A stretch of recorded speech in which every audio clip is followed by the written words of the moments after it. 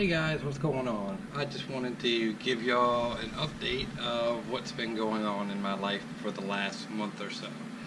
I'm Joel in my GT Entertainment, and I've been out of the scene for, I don't know, about a month or so now.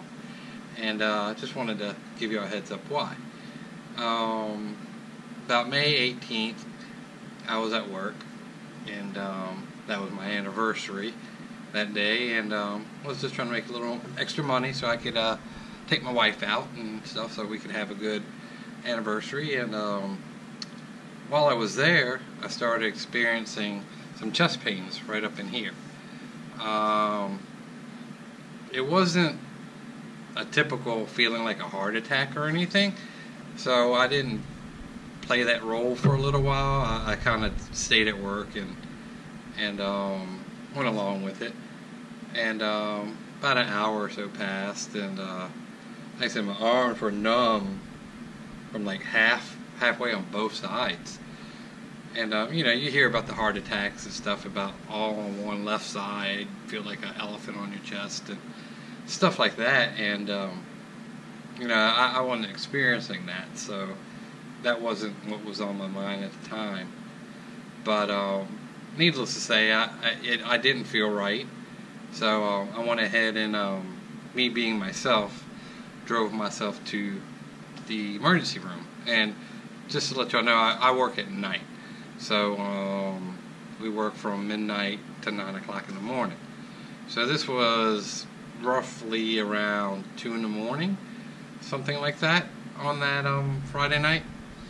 And so, like I said, so I went into the hospital, admitted myself, and they ran tests, and they put the EKG on me, and the EKG didn't show anything going on, but they took some blood, and then I sat there for a little while, and then pain came back again, and then they hooked me up to the machine again and said, yeah, you're having a mild heart attack.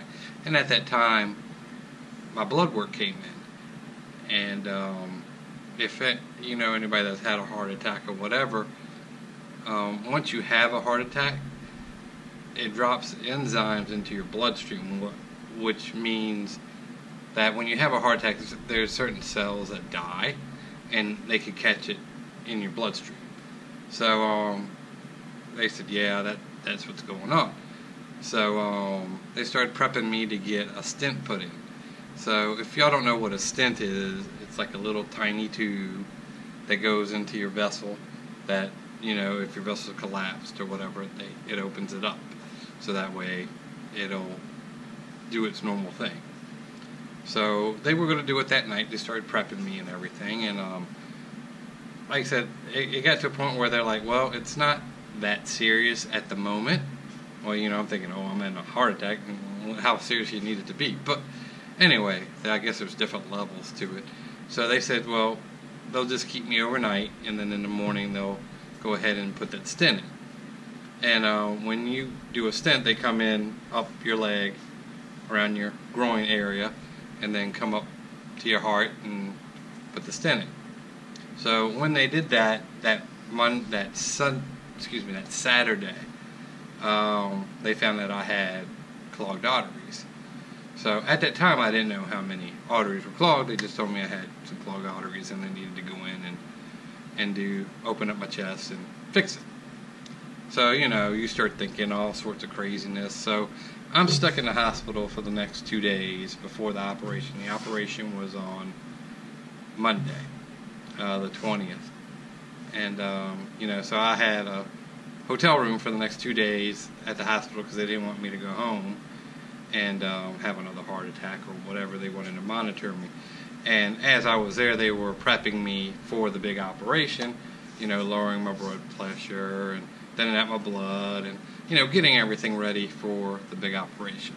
So, like I said, when you're at the hospital and you're by yourself and this is going on, you start thinking off the wall stuff, you start thinking about what you could have done, what you should be doing, this stuff in life. So I guess you don't want to not do things in your life because you never know when this is going to happen or not happen. You know, I'm 45 years old. I don't consider myself old by no means, but I'm not a spring chicken either.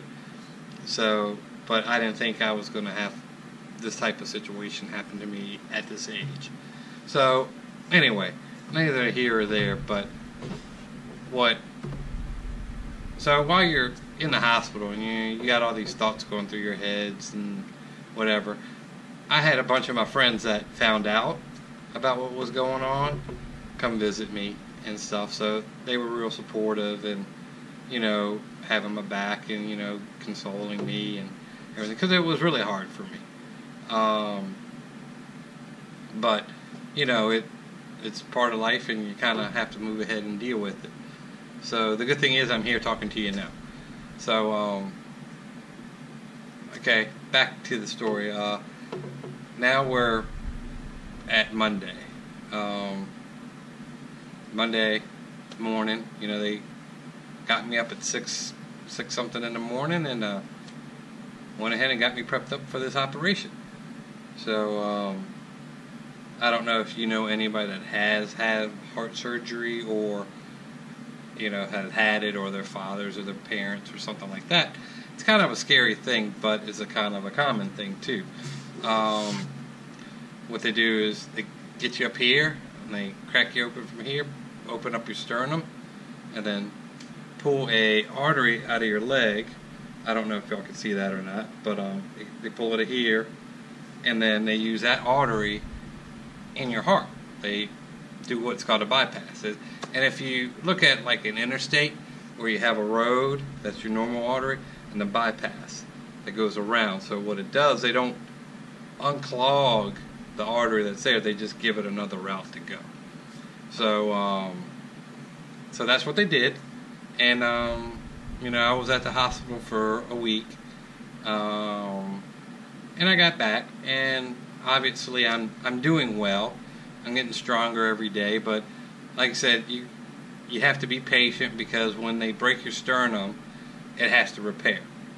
And it's just like a broken arm. It takes 6 to 8 weeks for it to repair correctly.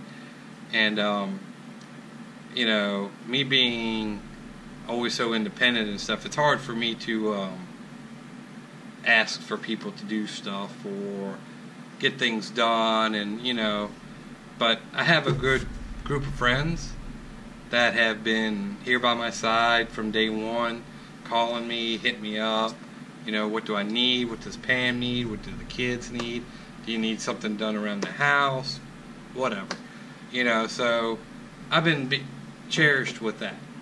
And like I said, they've made it easier for me.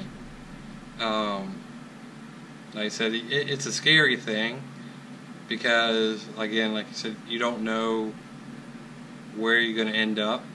And the thing about these operations, you know, they're good for a good 15, 20 years if you take care of yourself, but you have to change your life.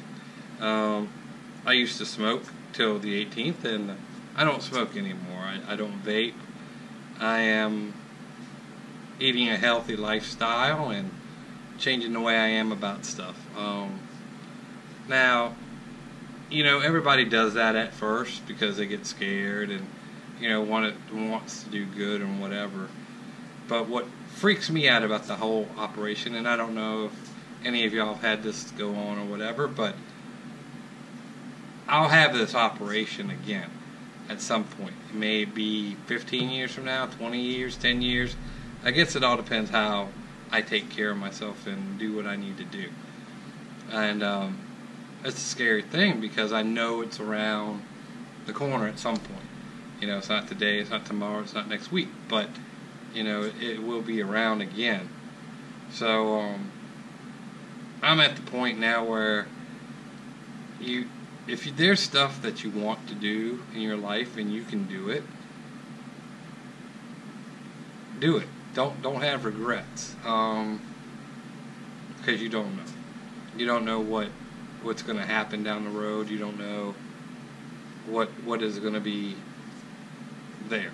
So not to get sad and distraught with y'all, but like I said, if y'all smoke, I would consider maybe trying to stop. I mean, I'm not going to be the devil's advocate. I'm not going to tell y'all what to do.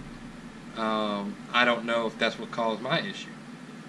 But, you know, now I put my son at risk because of what's happened to me.